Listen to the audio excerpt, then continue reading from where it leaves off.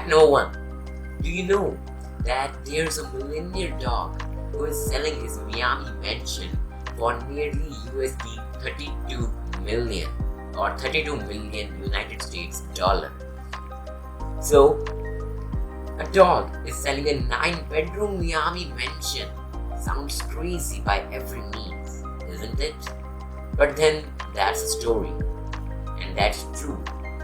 A German Shepherd named Gunther Six recently met with the real estate agents to sell his Miami mansion that was previously owned by American singer, songwriter, and actress Madonna. The 1.2-acre waterfront property went on sale on Wednesday with an asking price of USD 31.75 million. The pop star had sold the villa to Gunther's Trust in 2000 for USD 7.5 million. The dog's wealth can be tracked back to his ancestor, Gunther III handlers who managed the estate. Gunther III inherited millions of dollars from his owners, Carlotta Liebenstein, a German countess who died in 1992. Gunther Six's trust is worth almost around USD 500 million. According to the real estate agent's website, the dog grandeur Miami mansion overlooks Biscayne Bay and has 9 bedrooms, 8.5 bathrooms, and a swimming pool as well. The property is one of 6 waterfront homes and is minutes away from Miami Beach, the listing said. Do you want to know the lifestyle of the dog? Let me tell you about it. The German Shepherd plays with a tennis ball and he is very much socialized. Gunther Six wears the best Fox Diamond dog collar and even has a real gold collar. A chef cooks his breakfast each morning made of the finest meat, fresh vegetables, and rice. Sometimes the German Shepherd even enjoys caviar, but there's never any kibble inside. He works on obedience skills daily with his trainer and sleeps in the lavish, round red velvet bed overlooking the bay. German Shepherd travels by private jet and enjoys trips to Milan and the Bahamas. So he is having a very much luxurious life. Fact number 2. Do you know that Moon's surface has enough oxygen to support around 8 billion people for 1 lakh years? Yeah. So, as countries, through their space programs, actively seek the answers to possible life outside this planet, a new study claims that the Moon has enough oxygen to support all of the existing 8 billion inhabitants of Earth for nearly 100,000 years or 1 lakh years. The Moon's top layer of rocks, known as regolith, has abundant oxygen and can be extracted to support human life. This oxygen on the Moon's surface, however, is not in gaseous form yet, but researchers are exploring ways to extract usable oxygen from the regolith. Usable oxygen can be extracted from the Moon's top layer, which can then eventually be used to support human life. The top surface layer of the Moon is made up of 41 to 45% of oxygen, but is trapped inside the regolith, consisting of minerals such as silica, aluminium, iron, and magnesium oxides. Usable oxygens can be extracted from these minerals using the electrolysis process. On Earth, electrolysis is used to separate aluminium from oxygen. Oxygen is a byproduct in this case, but on the Moon, oxygen would be the main product, and aluminium or any other metal extracted would be potentially useful byproduct. While the process seems easy, extracting oxygen from the Moon's surface is a daunting task. To make it sustainable and viable, the electrolysis process would require energy, either supported by solar or other sources available on the Moon.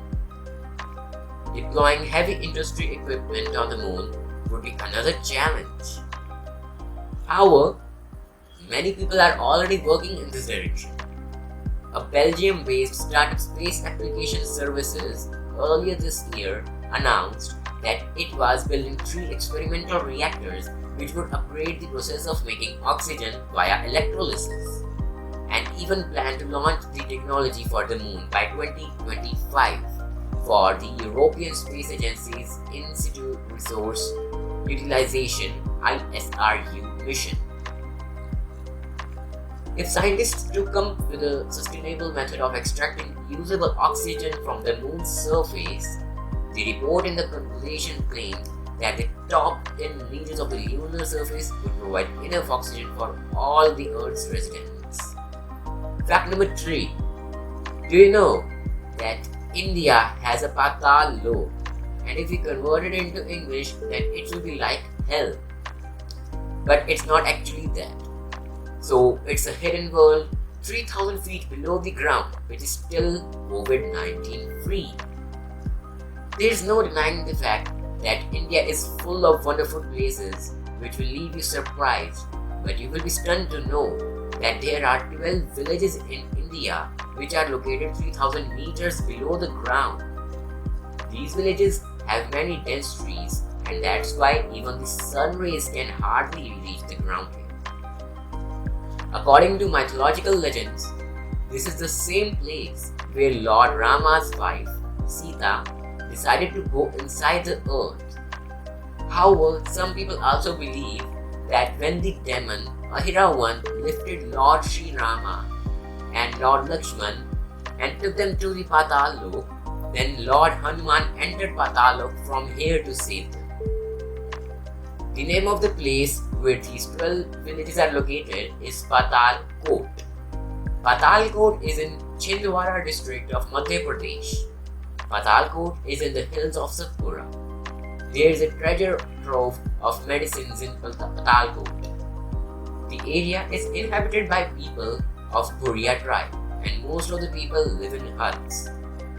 It's to be noted that people of Patal Kot prefer not to have much contact with the outside world. They grow most of their foods in their villages and come out of their village only to buy salt.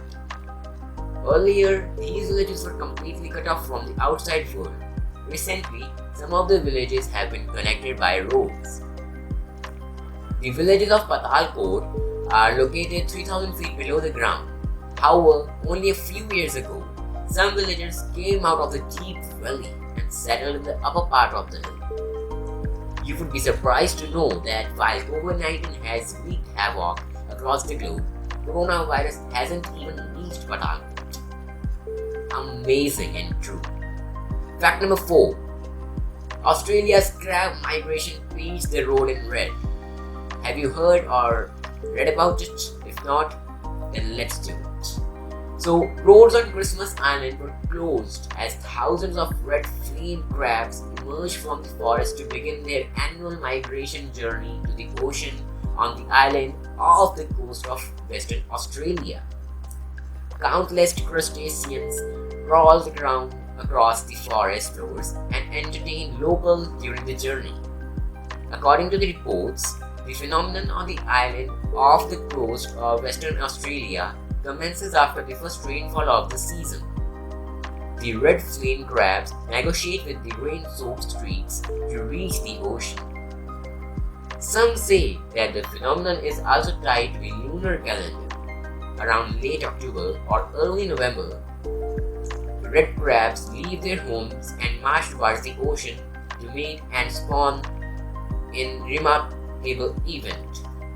During this phenomenon, the streets are painted with them, which brings parts of the region to a standstill. So if you like the video, then please like it, share it with others and subscribe my channel. I'll meet you in the next video. Till then, goodbye.